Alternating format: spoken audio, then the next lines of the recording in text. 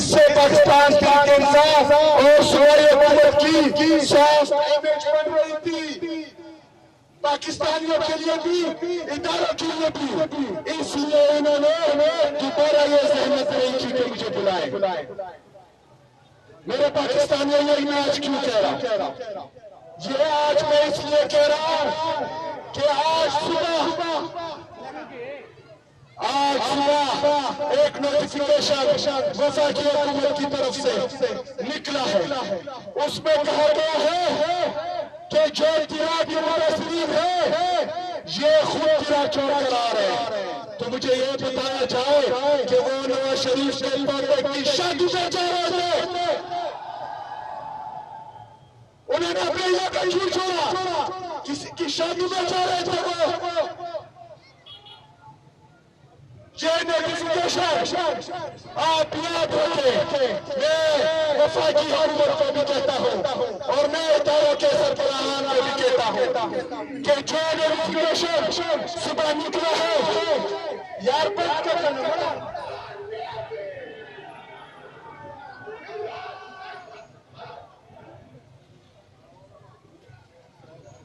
میرے پاکستانیوں، جو نوٹیفیکیشن کل صبح نکالا گیا ہے تو آپ کے علم میں ہونا چاہیے کہ یہ صوبائی حکومت اور اداروں کے درمیان، صوبائی حکومت اور وفاق کے درمیان تصادم کا پروانہ ہے۔ یہ تصادم کا پروانہ انہوں نے جاری کیا ہے کیونکہ جو بڑا بہت اعتماد ہمارے درمیان تھا وہ بھی ختم ہو گیا ہے۔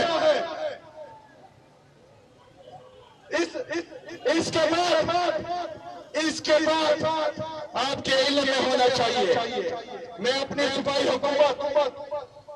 کو یہ ہدایت دیتا ہوں کہ آج کے بعد ہمارا جو بھی کسی بھی ادارے کے ساتھ یا وفاقی حکومت کے ساتھ جو بھی کنورسیشن ہوگی وہ ریٹرن میں ہوگی، جو بھی کنورسیشن ہوگی وہ ثبوت کے ساتھ ہوگی، تاکہ کل کو کوئی جو یہ گند پھیلاتے ہیں، جو یہ ٹکڑوں کے فیصلے پہلے مسلط کرتے ہیں، اس کے بعد جب نقصان ہوتا ہے تو یہ پیچھے ہٹ جاتے ہیں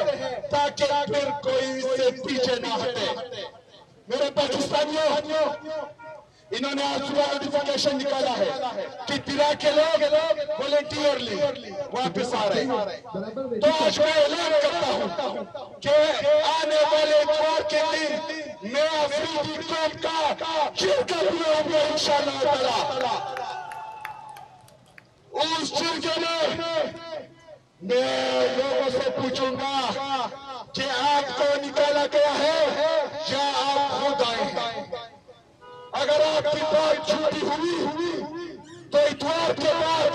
انشاءاللہ تعالی اپنے لوگوں کو میں خود گرا چھوڑنے جاؤں گا انشاءاللہ تعالی۔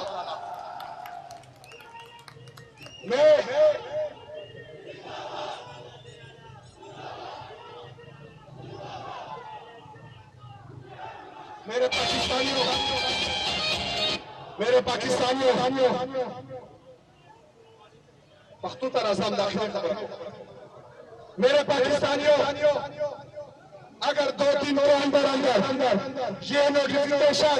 واپس نہیں لیا گیا اور اس پر معافی نہیں مانگی گئی تو اتوار کے دن میں افریقی قوم کا جرگہ کروں گا، اس کے بعد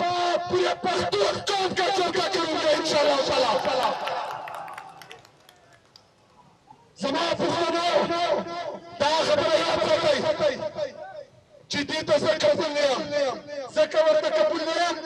جزا ورطا دستاسو مقدمہ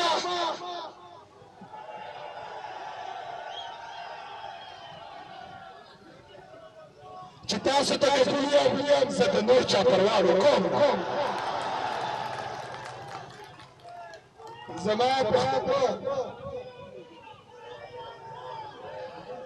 پختونو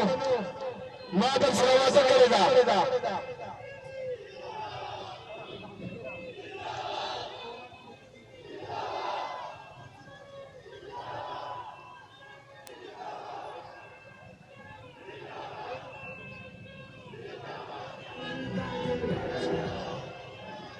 زندہ باد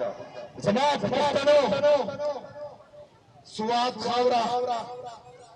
د غیرتمندو خلکو خاوره ده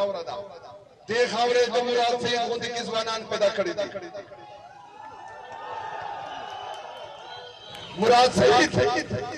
مراد سید د دې ولګه ده خو ځکه چې هغه د ستاسو مقدمه لړاوي مراد سید د ټولو ناول دا خبره کړې وه چې په بند کمرو کې فیصله شوې ده او یو ځل بیا د پښتنو په سر سودا شوې ده او یو ځل بیا دلته دهشتګردي روانه ده ویلي وګڼئ تاسو راووتئ او د دې ځای نه موږ اغلول داسې ده که نه ده بدقسمتونه دې خلکو وایي چې دروغ وایي پروپیګنډې کوي مراد سید دروغ وایي خو نن د مراد سید یو خبره رښتیا ده مراد سید څخه په دې نه خو چې هغه د ستاسو د مقدمه ستاسو د حق دپاره ولاړ دی انشاءالله تعالی چې هغه زموږ دپاره ولاړ دی موږ به د هغه دپاره ودرېږو انشاءالله تعالی زما پښتنو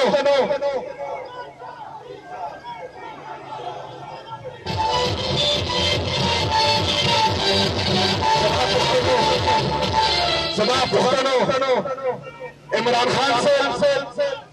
عمران خان صاحب د جیل نه دا هدایت کړي دي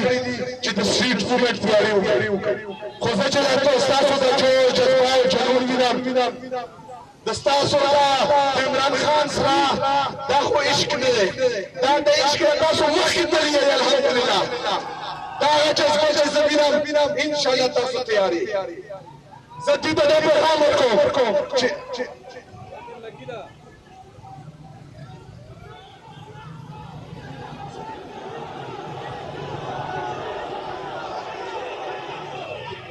زما پښتنو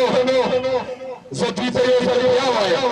یو ځل مې ورته پرون ویلي دي یو ځل ورته بیا نن وایم چې عمران خان د جیل نه محمود اچکزۍ صاحب ته علامه راجا ناصر وفا صاحب ته اختیار ورکړی د دوه شیزو چې مذاکرات هم د ستاسو ذمهواري ده او احتجاج هم د ستاسو ذمهواري ده دا یې ورته ویلي دي نو د دې خبرې نه فایده واخلئ لیونو د دې خبرې نه فایده واخلئ ځکه که د جیل نه راغلل چې صرف احتجاج نو بیا به د خلاصۍ لاره نه وي